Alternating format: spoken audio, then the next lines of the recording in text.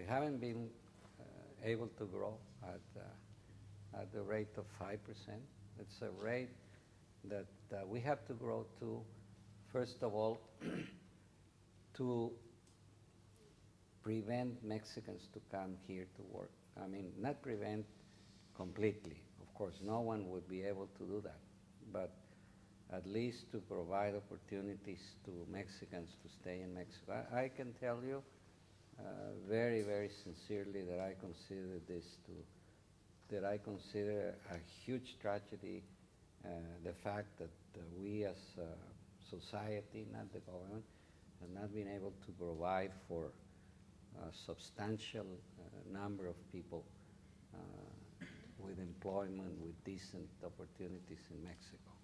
And I can tell you that the people that come across, and I don't have to tell you, you're surrounded by wonderful people that are contributing a lot right here in this room, but also the undocumented people are the huge majority. Of course, there are bad apples, rotten apples. I would help you find adjectives to some of the individuals that have done horrible things, but I would say very, very strongly, emphatically, that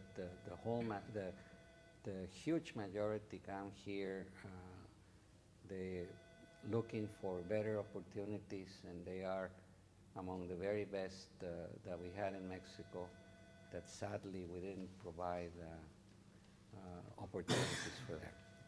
I don't know, I have extended myself a bit more than I wanted because I really want to encourage some questions from the audience. I have a question. Go ahead. First of all, thank you for coming. As a Mexican American, I've been in the U.S. for a long time, and I was educated here. And I'm one of those individuals that unfortunately have decided to stay here forever because of the economy in Mexico. But you as a leader in here representing us, Mexicans, what is, well, being the consulate in Houston, I'm kidding, talking I'm about kidding. specifically in Houston, what is the consulate doing in order to improve that image? I am a businesswoman. I own a company, and a lot of times, obviously, no matter what, no matter how much education I have, no matter what it is, my business is going to be reflected also as how Mexicans are perceived in Houston community. What is the consulate specifically doing to improve that? In maybe marketing or doing something as what the statistics that you first You're putting me on the spot because when I began this, I said that we are doing a very bad job. I mean, putting forth the statistics that I just did would go a long way, because I would say, again, I had to be very careful not to offend anyone, but if Mexico suffers, Houston suffers. And again, Houston, I mean, if Houston suffers, we suffer a whole lot more. The U.S. suffers, but we are interdependent in more ways than we think, and we should go out and say, and perhaps, I don't know, I don't have the budget, but perhaps hire a public relations office to do this for us and constantly. How do you engage the business people like myself in order for us to help you to do that? I mean, do you? Well, I don't know. I'll think about some ways, but no, seriously. I'm sure your business has to do with Mexico, right? Or somehow, not? yeah. Or look upon some other opportunities, and you can. I will, if I may, I will leave some my cards here, and I can put you in touch with what we call the Pro Mexico, which is they are developing. They're trying to attract investment to Mexico and some other opportunities. And this in many other ways. For instance, education. I'm very interested in participating more in educating Hispanics in the area, because we do have programs for adults.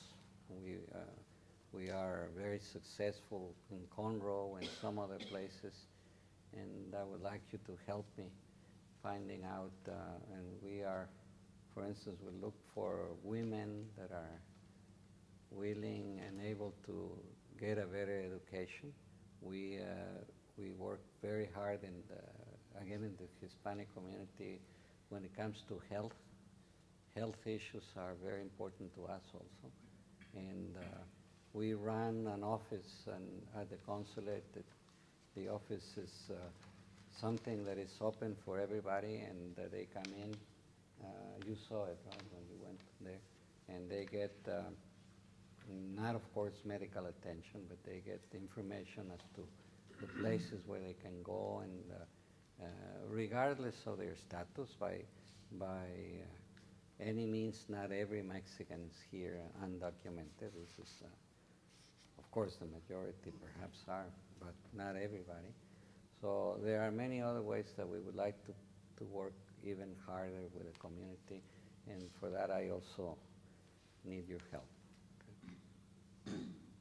Somebody else have a, yes? I think I think that the consulate can help with the image problem that the Hispanics have here in the United States, period, not just in Texas, but is to encourage the Hispanic community to learn English. I don't believe in the bilingual program. I think that if you've got a Mexican and you show them a cup and you say, taza, cup, they're going to remember taza because that's what they know. They're not going to remember cup.